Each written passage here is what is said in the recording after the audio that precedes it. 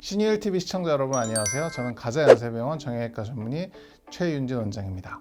저희 관절 소리가 들려 오늘은 무릎 연골을 관리하는 데 있어서 중요한 역할을 하는 반월상 연골판에 대해서 알려드리겠습니다. 무릎 연골은 한번 손상이 되면 잘 회복이 되지 않기 때문에 손상이 되지 않도록 막아주는 게 중요한데요. 반월상 연골판이 손상되지 않도록 하는 게 굉장히 중요합니다.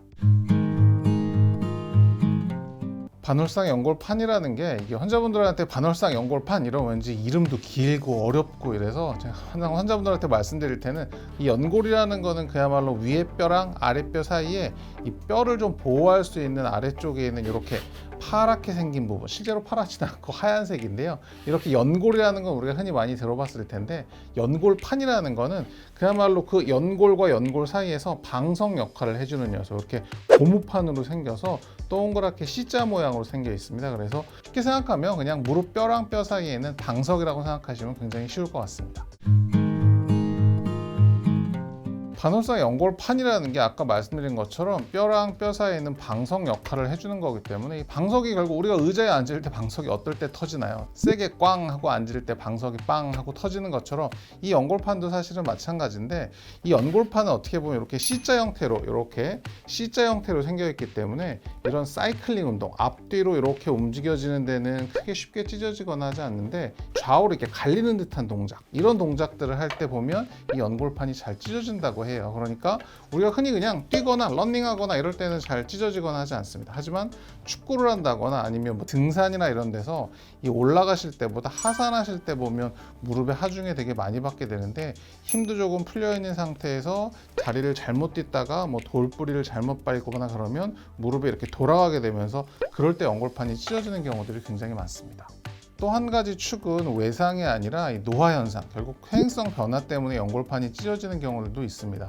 오랫동안 이런 반복적인 외상이나 조금 많이 쓰셔서 뒤쪽이 찢어지거나 이런 게 이 퇴행성 변화에 의해서 찢어지는데, 그렇기 때문에 대개는 보면 60대 이상, 50대 이상에서 연골판이 찢어지거나 그래서 통증이 생길 때는 무릎 앞쪽이 생기는 게 아니라 무릎 뒤쪽에서 당기는 듯한 증상이나 이런 것 때문에 병원에 찾아오시는 분들도 꽤 많습니다.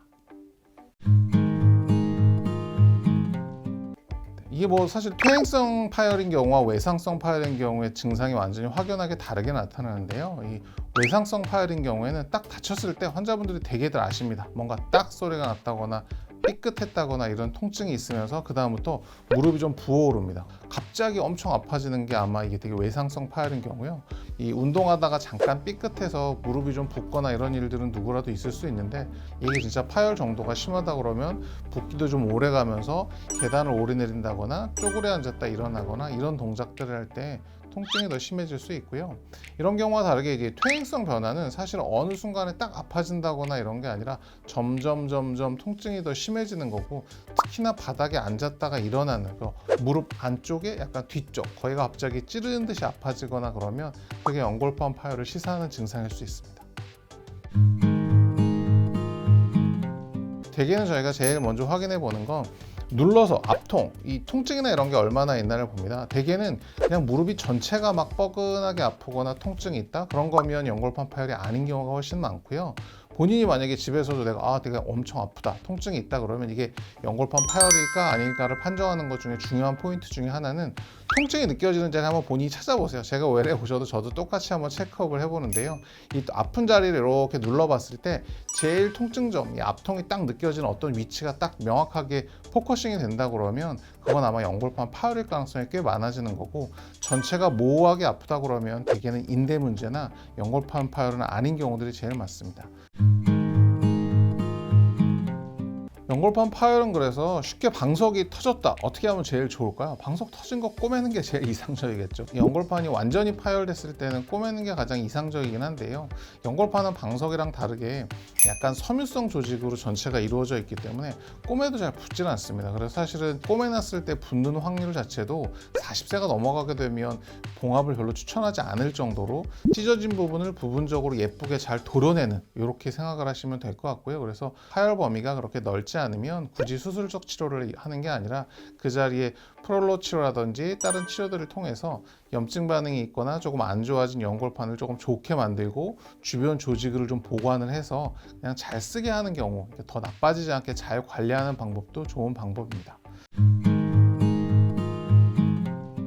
결국에는 파열이 일어나고 나면 연골판을 다시 정상으로 되돌리기는 굉장히 어렵습니다. 그래서 사실 제일 중요한 게 예방하는 방법이 제일 중요할 텐데요.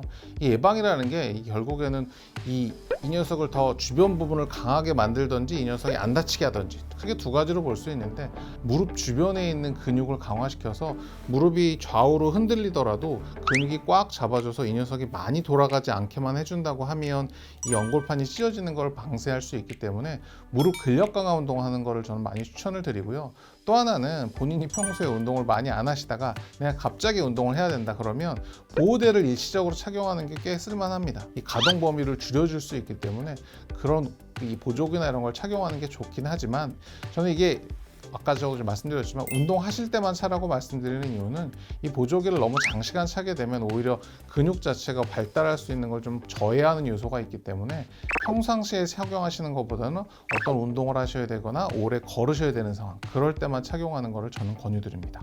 그리고 또 일상생활에서 제일 주의하셔야 될 건 흔히 우리가 얘기하는 급발진하시는 거, 그런 게 제일 좋지 않습니다. 가령 제일 어르신들이 제일 많이 찢어져서 오시는 건, 제가 제일 많이 들어본 건 신호등에서 찢어지는 거. 정말 한국 분들 모두들 다 이렇게 급하셔서 신호등 앞에 서 있다가 신호등 딱 바뀌었을 때 확 가시려다가 무릎에 뻑 소리 나면서 찢어졌다, 이런 얘기들 정말 많이들 하시고, 버스 타러 가려고 뛰어가다가 찢어졌다, 이렇게들 얘기 많이 하세요. 자동차만 급발진하는 게 안 좋은 게 아니라 이 사람도 어떤 신호등이나 버스를 타시거나 이럴 때 갑자기 나가는 거, 이럴 때 뭔가 항상 문제가 일어나니까 그건 조금 삼가해 주시는 게 좋을 것 같습니다. 평소에 관절염이 있다든지 조금 통증이 있으실 때는 연골 주사 같은 걸 맞아서 조금 보호해 주는 것도 도움이 되실 거고요. 또 하나 중요한 것 중에 하나는 이 방석이라는 게 아까도 말씀드렸지만, 가벼운 사람이 방석에 앉을 때 방석이 잘 찢어질까요? 저처럼 무거운 사람이 앉을 때 방석이 잘 찢어질까요? 당연히 마르신 분이 방석에 앉을 때 덜 찢어집니다. 내가 지금 100kg인데 이걸 갑자기 80kg로 빼세요, 이런 얘기가 아니라, 본인이 만약에 60kg였으면 이게 갑자기 증가해서 이 무릎의 하중을 확 눌리는 그런 일이 만들어지지 않도록 잘 관리하시는 게 좋을 것 같습니다. 오늘은 무릎에 있는 반월상 연골판, 이름은 굉장히 어렵지만 쉽게 얘기하면 무릎 사이에 있는 방석에 대해서 한번 알아봤고요. 다음 시간에 더 좋은 주제로 찾아뵙겠습니다. 오늘 영상이 도움이 되셨다면 구독, 좋아요, 알림 설정 부탁드립니다. 감사합니다.